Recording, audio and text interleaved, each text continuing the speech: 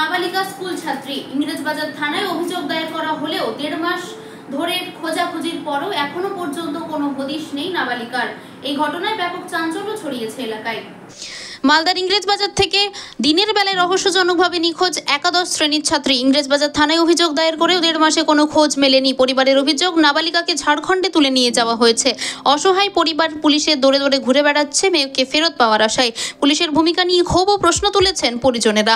ঘটনাকে ঘিরে শুরু হয়েছে রাজনৈতিক তরজা। বিজেপির কটাক্ষ, প্রশাসন নিরপেক্ষ, দোষীদের রক্ষা করছে শাসক দল। তৃণমূলের পাল্টা দাবি, যেভাবেই হোক নাবালিকাকে উদ্ধার করতে হবে। মালদার একটা স্কুলে পড়তো, দিয়ে 26 তারিখে স্কুল যাওয়ার পরে আর বাড়ি ফেরত আসেনি। তো আমরা সব জানাজানি হয়েছে কি ঝাড়খণ্ডের একটা দল কিডন্যাপ করে নিয়ে গেছে।